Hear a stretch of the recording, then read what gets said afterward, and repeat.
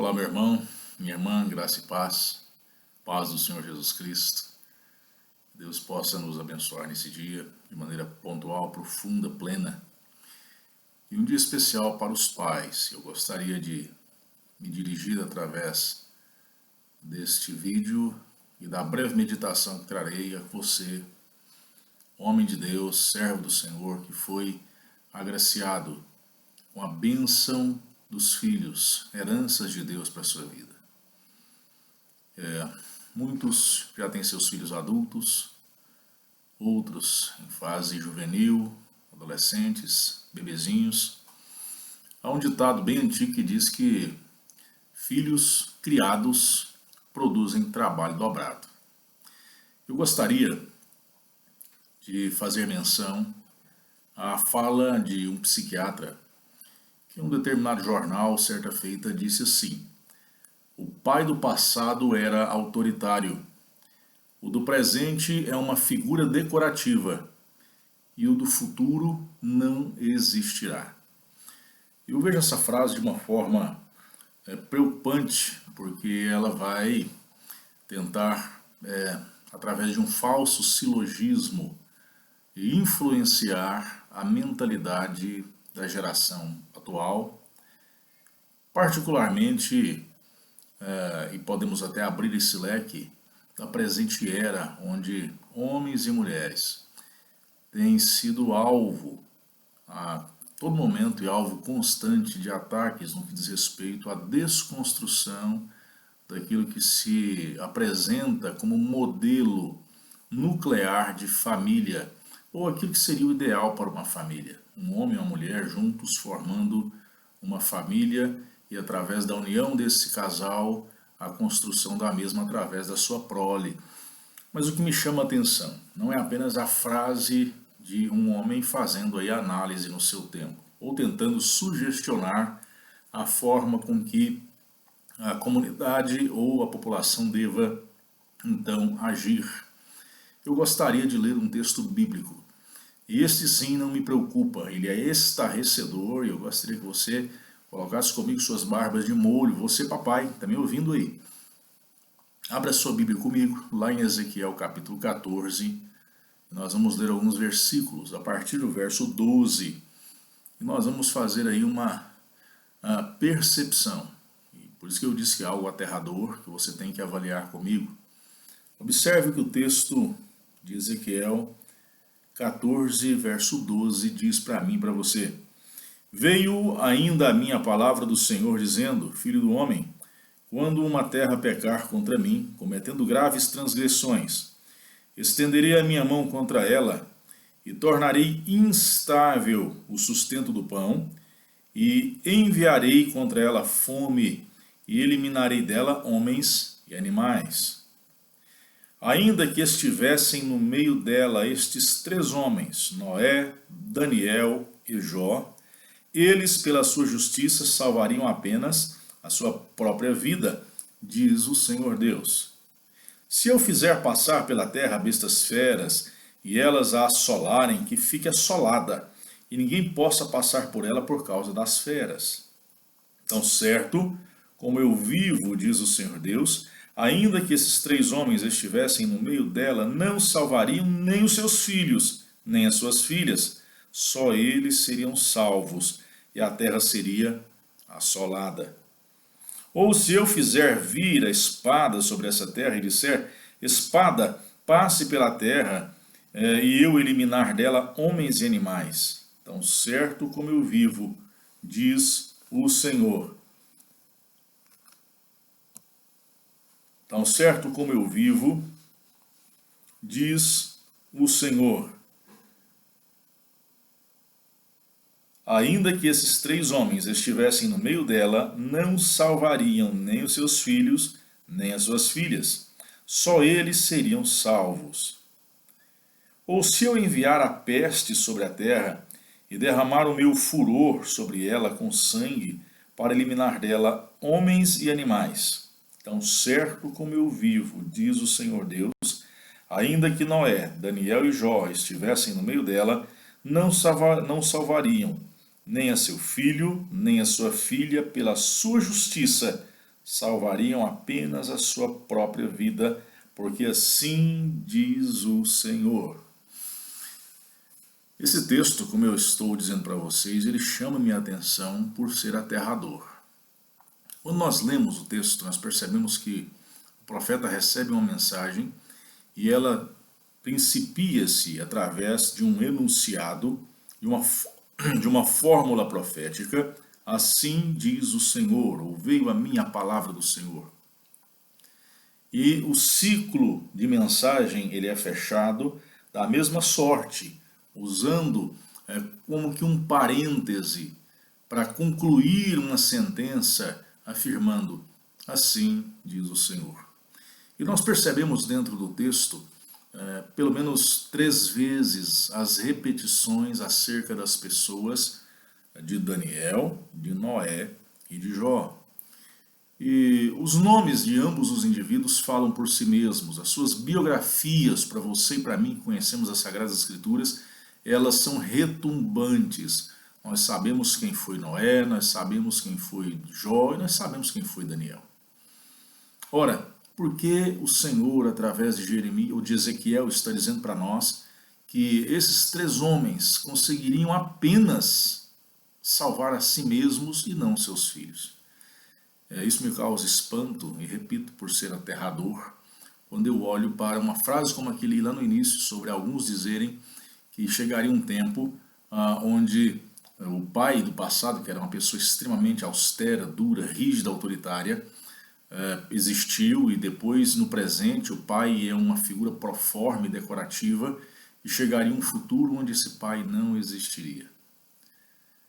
Eu lamento dizer para você, parece que vivemos o futuro da inexistência paterna, da forma que Deus estabeleceu que fôssemos pais.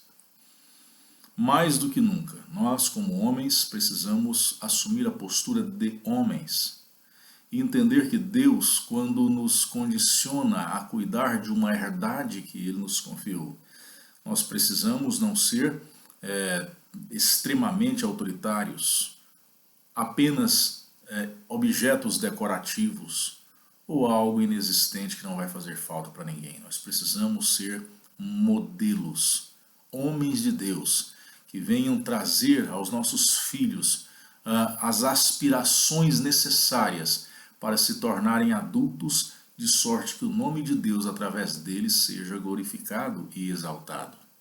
O escritor em Provérbios, capítulo 22, verso 6, vai dizer assim para mim e para você: ensina ou educa a criança no caminho em que deve andar, e esta, ainda quando envelhecer, não se desviará dele. Isso me chama muito a atenção. Na língua hebraica, a palavra criança utilizada nesse texto, ela é escrita de uma forma bem pequena, a palavra naar, que traduzida vem a ser menino ou criança. Mas lembremos-nos que naquela cultura o menino, o naar, ele é considerado nesse estágio até os seus 30 anos de idade. Na nossa cultura, claro que não, nós lemos o texto e imaginamos que seria um menino de no máximo 10 anos de idade, mas o texto está nos dando aí um leque muito mais aberto. A responsabilidade paternal para com seus filhos na instrução, no cuidado, no velar por eles, no caminhar com eles, ela precisa alcançar um período longo da sua existência.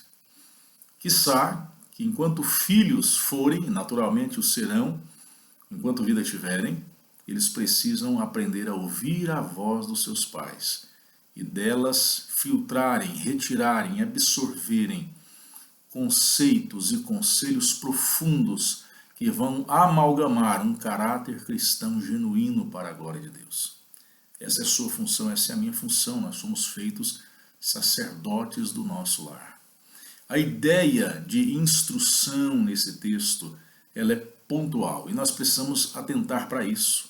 Ela significa basicamente a dedicação que nós vamos fazer para os nossos filhos ou os nossos filhos sendo dedicados ao Senhor, de sorte que eles venham ser profundamente impactados pelo exemplo vivencial e pelo exemplo oral, a oralidade do ensinamento que nós iremos empregar e nós iremos dedicar à vida da herança que o Senhor nos confiou. Também essa palavra pode significar que nós gostamos de. E aí envolve justamente essa dedicação visceral, essa entrega total, porque de nós eles foram gerados, eles são a força do nosso vigor. Então nós apresentamos nossos filhos ao Senhor, nós, através dessa dedicação plena, como pais que somos, vamos estar orientando-os no caminho que devem seguir e eles vão ter a oportunidade de, através dos ensinamentos da palavra do Senhor, dos ensinamentos vivenciais de uma família aliançada com Deus, eles irão ser pessoas aptas a decidirem, através da condução do Espírito Santo, como suas vidas deverão se portar. Mas você pode estar me ouvindo e dizer, pastor, mas eu tenho feito tudo isso e meus filhos já estão adultos e eles não me obedecem. Eles se ausentaram da igreja, eles não querem mais caminhar comigo, eles não querem estar comigo. Onde há o erro? Onde a palavra não se aplica a eles? O Senhor está querendo dizer então que tudo que eu tenho feito vai esbarrar no texto lido de Ezequiel, capítulo 14, sobre a justiça de Noé, de Jó e de Daniel. Só eu me salvarei e eles não se salvarão. Esse texto não choca com o texto de Provérbios lido, onde eles foram ensinados na infância e eles não se desviam do caminho. Você precisa prestar atenção. Um texto não contradiz o outro. Quando naquele texto de Ezequiel, o escritor está sendo levantado para o momento, para instruir, para mostrar que nós, como homens, precisamos ter postura, precisamos ter um caráter do nível ilibado, à altura desses três homens que foram mencionados.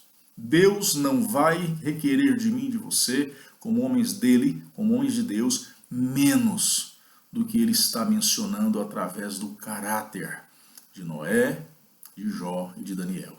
Isso é uma cobrança pesada. É um alto nível que Deus está exigindo daqueles que são seus. De sorte que nós não precisamos e não podemos nos dar ao luxo de apenas verbalizar para os nossos filhos que eles são família de Deus, que eles são aliançados com o Senhor, que um dia eu os apresentei na igreja ao Senhor, que eu os levei para serem batizados, que eles cresceram num ambiente de igreja. Nós não podemos simplesmente nos acomodar acreditando assim. Nós precisamos constante e incessantemente ser modelos para os nossos filhos.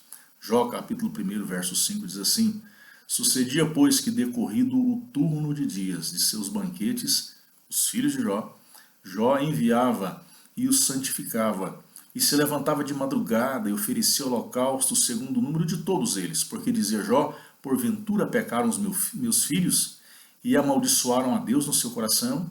Assim fazia Jó continuamente. Não era de vez em quando, era continuamente. Todo o tempo, todo dia. Jó clamava pelos seus filhos. Jó assumia a função paternal. Lá em Tiago, capítulo 2, verso 12, a ideia do exemplo, do modelo é a seguinte: assim falai e assim procedei.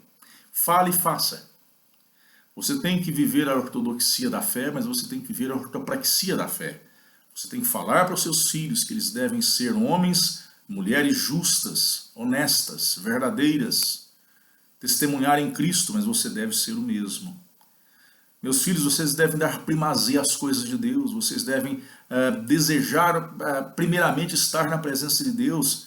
Mais vale um dia na presença do Senhor do que 1000 dias lá fora. Isso para você deve ser a verdade absoluta na sua vida. Nada, nem ninguém pode impedir você de ir para a presença de Deus adorar, cultuar.